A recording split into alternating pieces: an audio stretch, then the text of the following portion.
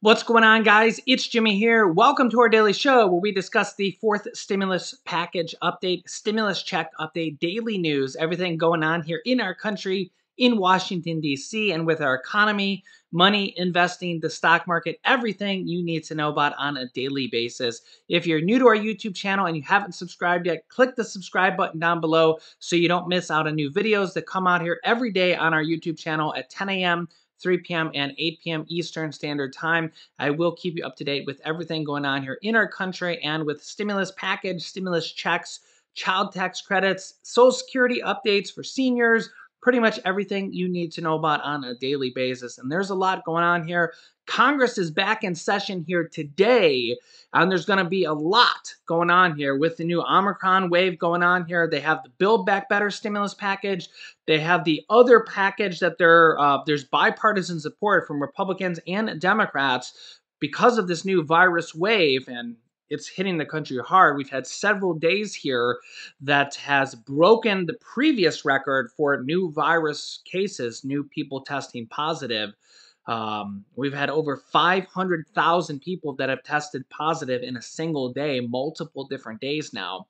And we're going to need new funding. We're going to need more stimulus funding, possible stimulus checks for adults. The child tax credits have lapsed. The last monthly payment went out in December 15th. Those go out to over 60 million children. The last payment went out. We got a lot to talk about here. Congress is back in session today, and they got a lot of work to do. And the word on the street is Senator Joe Manchin is willing to negotiate again. Check this out here. Here we go. Yeah, we got some major news here on what is on the agenda for Congress here in 2022, and it starts with Senator Joe Manchin. Now, there's going to be multiple paths forward here, but here is the first path forward, negotiating with the Senator Joe Manchin. There's also going to be a path forward here with Republicans and a path forward here with executive orders, the president passing things on his own. But apparently, Senator Joe Manchin has returned to Build Back Better negotiations with his own demands. This is kind of an inside scoop here. So this was reported as of late last night. Senator Joe Manchin, a Democrat from West Virginia, well, some people question if he's a Democrat, he's open to re-engaging on the climate and child care provisions in the Build Back Better agenda. Well, the whole package, really. And the White House, if the White House removes the enhanced child tax credit payments from the $1.75 trillion package. This is going to startle a lot of people, especially if you get the child tax credit payments. I'll give you the details here in a second. If the White House removes now, this is not directly from Joe Manchin. This is from a sources close to Joe Manchin. I'll give you the details here in a second. If the White House removes the child tax credit payments from the Build Back Better package or dramatically lowers the income caps for eligible families, people familiar with the matter tell Axios. Why this matters: the holdback Senator Joe Manchin engagement on specifics indicates negotiations between him and the White House could get back on track. And they are, because he's been talking with President Biden, even after Manchin declares he was a no. And really, a lot of people have been speculating that he just did this as part of negotiations. And it really wasn't a hard no. It was just part of his negotiating strategy. So, a couple different things here is that, one, the word on the street is that he wants, as one of the potential options, to remove the child tax credits from the Build Back Better package and to pass it with Republicans through a bipartisan order, okay? There is several different Republicans from the Senate that are in favor of the child tax credits. Remember that actually former President Donald Trump and the Republicans passed and increased the child tax credits in the 2017 tax cuts through the reconciliation process with the reconciliation card on their own without any Democrats at all Remember this good old friend here? The Democrats are using it now, but the Republicans used it in 2017 on their own. As my father would say, what's good for the goose is good for the gander. Well, in 2017, when the Republicans were in control of the House, the Senate, and the presidency underneath former President Donald Trump, Republicans controlled everything. Now Democrats control everything.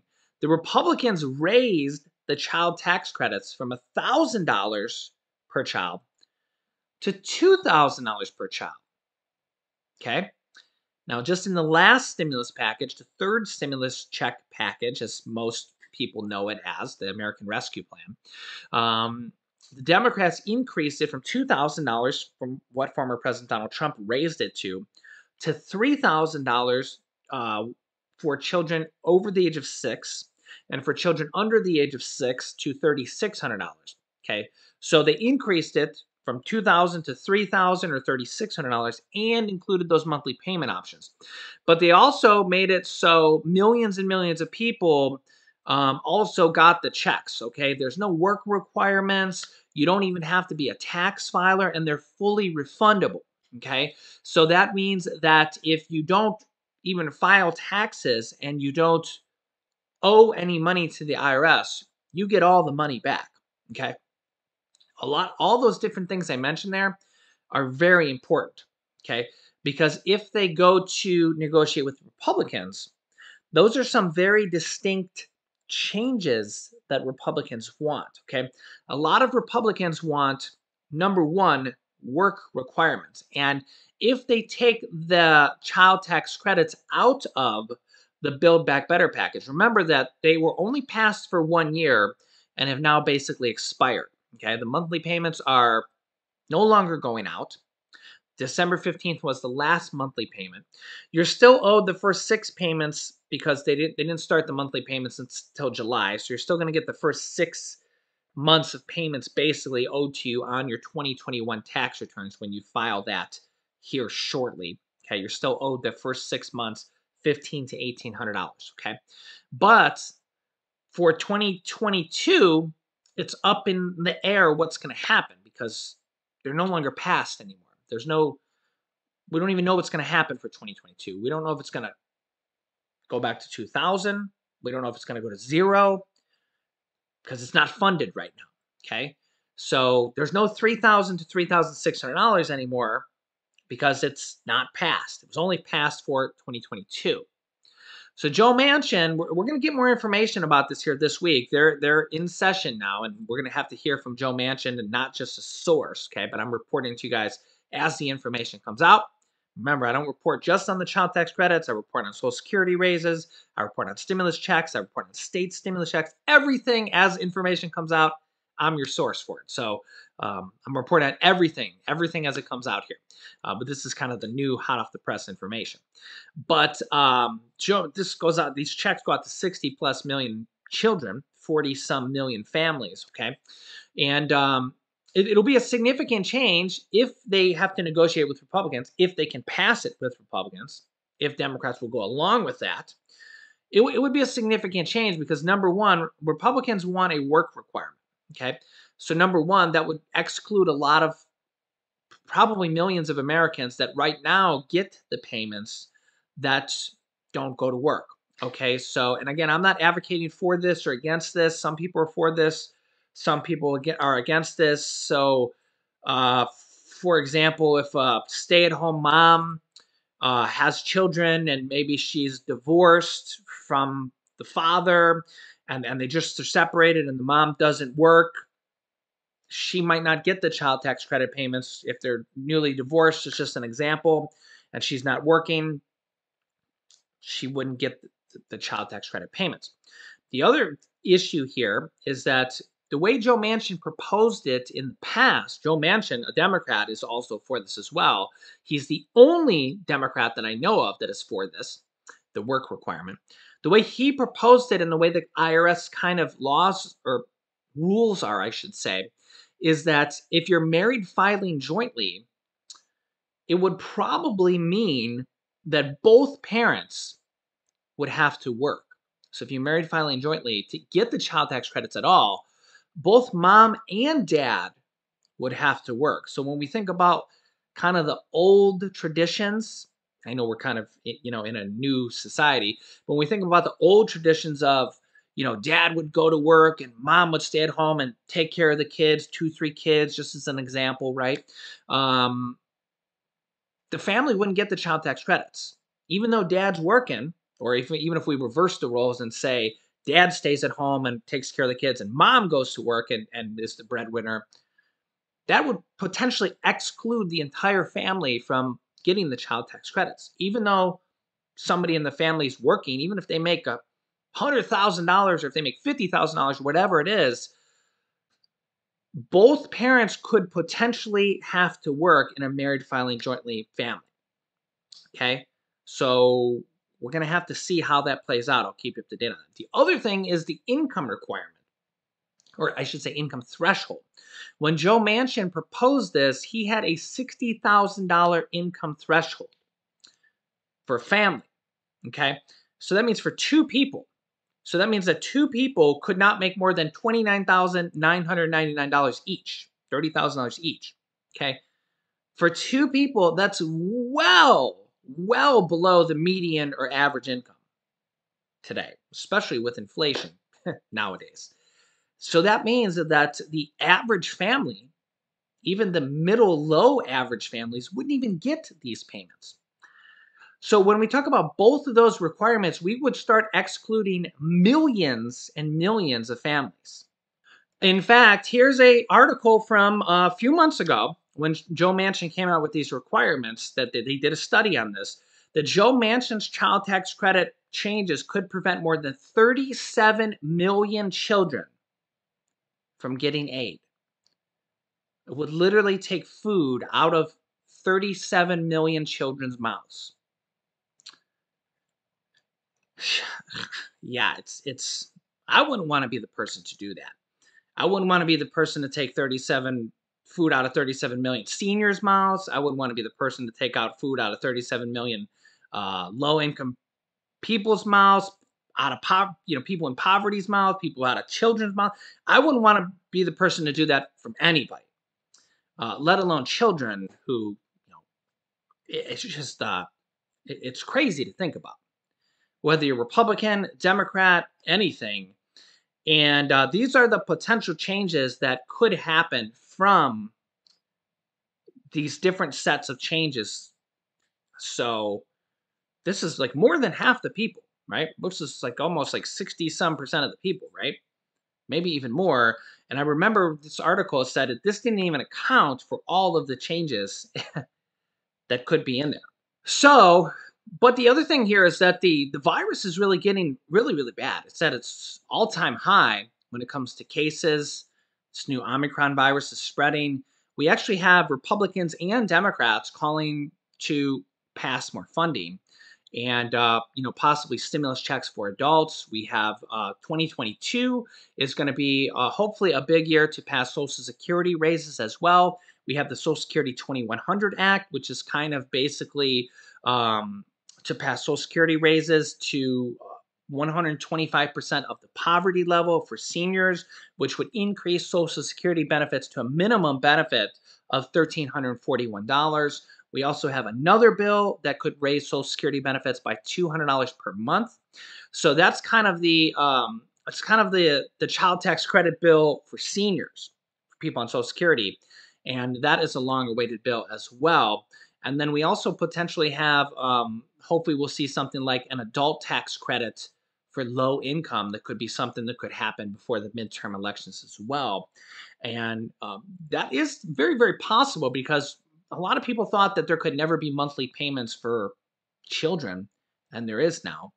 And we think about $3,600 is per year, every single year. And a lot of people thought that could never happen as well. People thought student loan debt forgiveness could never happen. And last year, there was $11.5 billion in student loan debt forgiveness done last year alone. And there's probably going to be a lot more done in 2022. It was mostly to adults that had disabilities, their schools closed on them, their schools defrauded them, or they're in the public service forgiveness programs, or they're public servants or public service forgiveness program. $11.5 billion. And there's probably going to be a lot more in 2022 as well. So that's just one of the other programs. Remember that all federal student loans as well were just what is this, about 2 weeks ago, paused all federal student loans, which is about 95% of them, until May 1st. So this will basically grant a type of stimulus relief program to about 42 million Americans. They don't have to pay their student loans at all. There's no interest that accumulates, no collections, no garnishments, and for a lot of people, it saves them hundreds of dollars per month in payments until May 1st. So this is another thing here going on. And when we look at the pandemic here, there's a lot going on here. We actually have we have a lot of people struggling. We have a lot of small businesses struggling. We even have a lot of states struggling. Check this out here, as of yesterday. Republican Governor Greg Abbott as actually asking President Biden, the federal government, to help with funding because of how bad the virus is. And we know that he's a Republican governor. He's very against President Biden, just like the Florida governor is. And they're asking for federal assistance. And remember that the Texas actually ran out of the monoclonal antibody treatment as well. And a lot of states are literally just getting overrun here right now because of how many people are infected right now. And I would not be surprised to see here this week hospitals get overrun here this as well.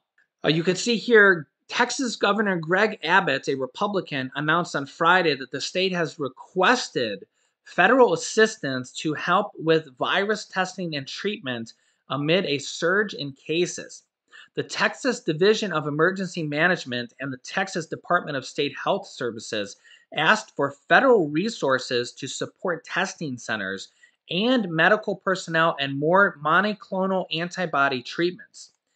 Abbott, who has been a leading opponent of virus vaccine mandates, said in a statement that Texas is, quote, urging the federal government to step up in this fight and provide the resources necessary to help protect Texans. Yeah, he says, quote, testing sites, additional medical staff, and continued shipments of therapeutics from the federal government will help us to continue to save lives and mitigate the spread of the virus, he says. Detecting the virus and preventing the virus-related hospitalizations are critical to our fight against this virus. Texas is specifically requesting testing sites in Bexar, Cameron, Dallas, Harris, Hidalgo, and Tarrant counties based on virus metrics, including positivity rates and hospitalizations, and asking for more supplies of the monoclonal antibody treatment. And as of Sunday afternoon, Harris County had the 5th most confirmed virus cases in the U.S., according to Johns Hopkins University Virus Resource Center. Yeah, so it's going to be an interesting week here. We had this huge surge after Christmas, and it's not going down. It's still on its way up because as more and more people are getting infected, they're still spreading it to each other. And then we had New Year's Eve, and we know a lot of people are gathering for New Year's Eve, and well, it's going to be interesting to see what happens this week as well with cases. And yeah, Congress is back in session here this week, the House and the Senate. And we have both Republicans and Democrats calling for more support. We have states calling for more support, even Republican states, as you just seen there. And it's going to be very interesting to see what happens now. They're back in session. Senator Joe Manchin's going to have a lot to say. But remember, there's multiple ways forward. In fact, we actually have some people saying do it without Joe Manchin. Do it through executive orders, or do it with Republicans where they can negotiate with Republicans and even negate Joe Manchin's vote and say to hell with Joe Manchin. So yeah, it'll be interesting to see what happens because Joe Manchin's just one guy in the Senate. There's multiple different ways to do it without him.